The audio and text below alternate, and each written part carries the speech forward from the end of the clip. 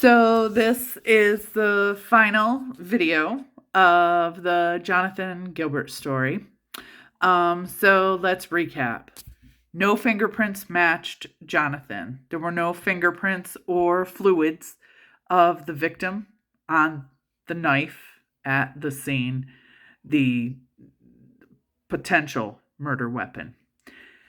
The evidence tying Jonathan to the crime was a lighter with his initials on it, which also did not contain his fingerprints. The DNA on the victim did not match Jonathan. Jonathan left behind no hairs or usable fibers in the car, according to the DNA reports. The DNA on Jonathan did not match the victim. It was, in fact, Jonathan's own DNA. Jonathan's hands, not injured in the fight with the victim. Jonathan had no injuries on his person. Missing money, don't really know about it. The strength of the state's case seems to be in inmate statements, which we've already talked about and could not be corroborated. So, Jonathan, arrested in April of 1997, eventually takes an Alford plea and is sentenced in August of 1999. It took 1 month for Jonathan to get his first attorneys appointed.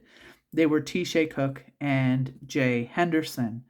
I will say that Mr. Cook and Mr. Henderson did a fantastic job of really advocating for fingerprints and psychological evaluations and so many things. After Mr. Elder pulled his shenanigans, Mr. Cook had to leave Jonathan's case. Jonathan's attorney, Mr. Henderson, please ask the judge in no uncertain terms, please leave me on this case. I am death penalty certified by the state. There's no reason to replace me. The judge, Donald Mullins, who was a bad guy under judicial review, just 2 months after Jonathan's sentencing, actually got a DWI, was involved in leaving the scene of an accident and was criminally charged in West Virginia and was supposed to step down from the bench. It did take him 18 months to step down. This is all documented in the University of Richmond Law Journals. Donald Mullins said, no, we're going to replace you too. So then they brought in Mike Barber. And Mike Barber, also death penalty certified. Not sure what happened with Mr. Barber. I will say that Mr. Barber maybe didn't understand the DNA, maybe didn't care about the DNA and fingerprints. I don't know if he didn't look. I don't know what happened. Mr. Barber's advice to Jonathan was, take an Alford plea, the judge will go light on you and you won't get the death penalty. Well, Jonathan got life. There's no parole. Did not go easy on him. In absence of a death penalty case, Jonathan supposedly forfeited his right to appeal, even though Virginia has a law where that is not the case. Immediately after Jonathan's allocution, Jonathan's lawyer, Mr. Barber, stopped returning Jonathan's calls to the point where Jonathan wrote a letter to Judge Mullins saying, hey, please help. I can't find anyone and this is wrong. And nobody responded. So for the past 24 years, Jonathan has been in a variety of prisons, as is the system in Virginia. You earn points, you get moved around, you get jobs, blah, blah, blah. About 2 years ago, Jonathan had something go wrong with his colon. He was rushed to the hospital. He ended up requiring a massive amount of surgeries. He had a temporary colostomy. He actually was in the hospital for 7 months and was not expected to live. He did come through it, and he can walk. And he's on the mend. He's had his colostomy reversed, and he's doing pretty well with that. He has psoriasis with psoriatic arthritis, and he has stage 2 kidney disease. And these will be issues that he will continue to have for life. So he has lost a lot of function to the prison. That being said, he is not an angry or bitter person. So he's definitely a really good example of a person who has taken what life has given him and accepted it, and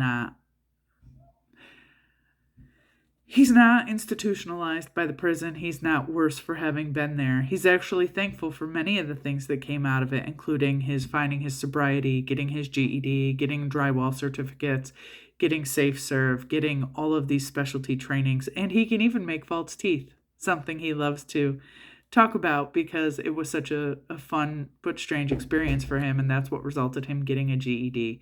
So he's had a strange life that he's not sorry for, but he's also ready for a change at this point, especially given all of these facts. And so I ask any of you who is watching this, who has watched any of this, if you want to see more, I will show you more.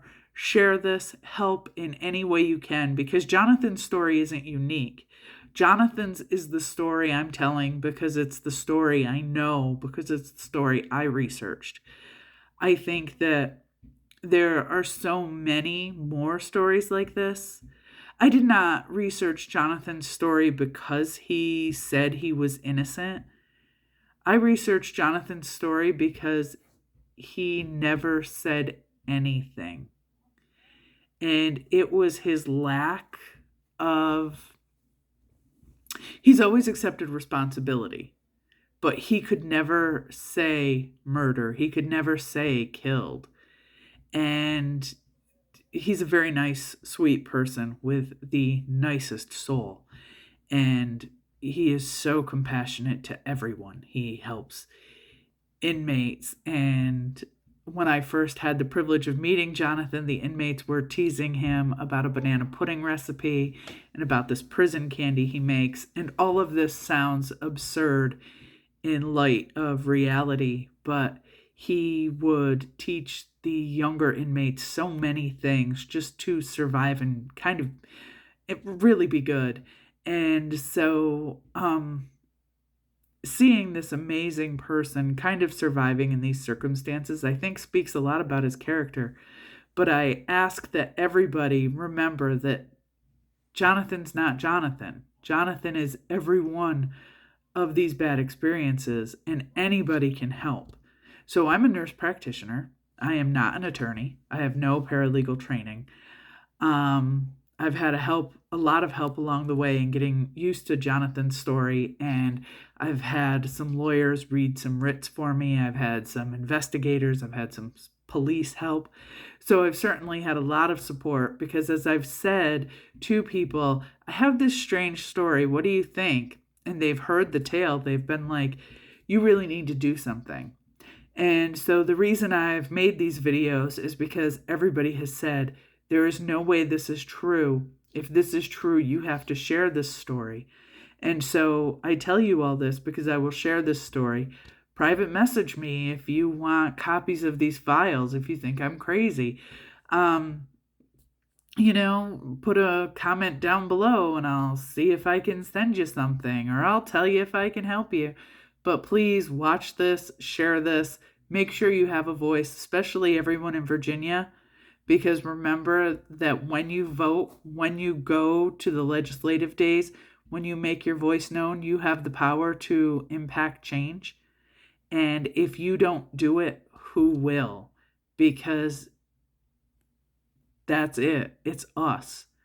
It's every single individual. It's every one person. Thank you for listening.